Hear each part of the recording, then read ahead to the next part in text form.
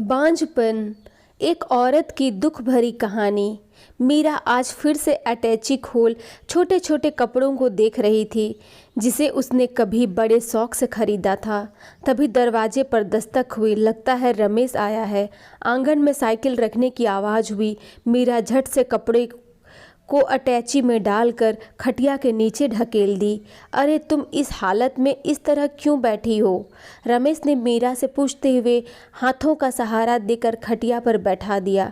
तभी मीरा रमेश के हाथों को कस के पकड़ते हुए उसके आंखों की तरफ देखने लगी जिसमें ना जाने कितने ही प्रश्न थे।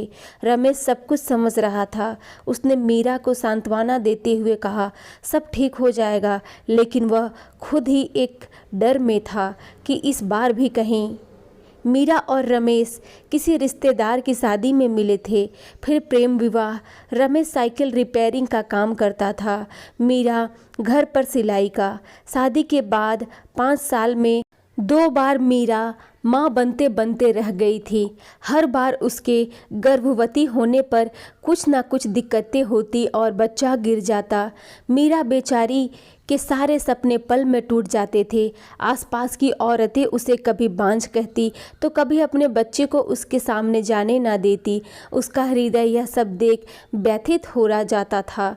मीरा अक्सर रो रो कर अपने तकिए भिगाती थी। रमेश तो सारा दिन काम पर अपनी तकलीफ भूल जाता था, लेकिन घर आते ही मीरा का उदास चेहरा देखते ही उसका दिल पसीज जाता था। रमेश की माँ ने भी मीरा से बातचीत बंद कर दी थी। वह अक्सर मीरा को ताना देती। बच्चे न होने के कारण उन्होंने तो रमेश की दूसरी शादी की बात भी उठाई थी, लेकिन रमेश ने कहा, माँ, मीरा मेरी पत्नी है, उसके साथ 7 जन्मों का वादा किया है मैंने, मैं उसे धोखा नहीं दे सकता। एक ना एक दिन मीरा की गोद ज़रूर भर जाएगी। और बच्चे की किलकारी से आंगन। माँ मुंह बनाकर चली गई। इस बार जब मीरा ने माँ बनने की गुड न्यूज़ सुनाई तो रमेश के चेहरे पर कोई खुशी नहीं थी, क्योंकि उसे डर था कि पिछली बार की तरह इस बार भी कहीं कुछ बुरा हुआ तो। मीरा का हाल भी इसी तरह था। वह बहुत सावधानी से थी कि कहीं कुछ गलत ना हो जाए। इस बार उनके चेहरे पर कोई खुशी नहीं थी, डर समाया था हर पल। एक दिन एक बच्चा दौड़ते दौड़ते आया। रमेश, चाचा, मीरा चाची को बहुत दर्द हो रहा है, माई आपको बुला रही है, अस्पताल जाना है। रमेश जल्दी से हाथों की कालिफ को शर्ट में पोंछते हुए घर की तरफ भागा। मीरा को दोपहर से भर्ती किया है, लेकिन कुछ खबर ही नहीं। बेचारी कितना दर्द सह रही है। डॉक्टर साहिबा मिलने भी नहीं देती है। सब ठीक तो है ना? कहीं पिछली बार की तरह कुछ गलत तो नहीं होगा?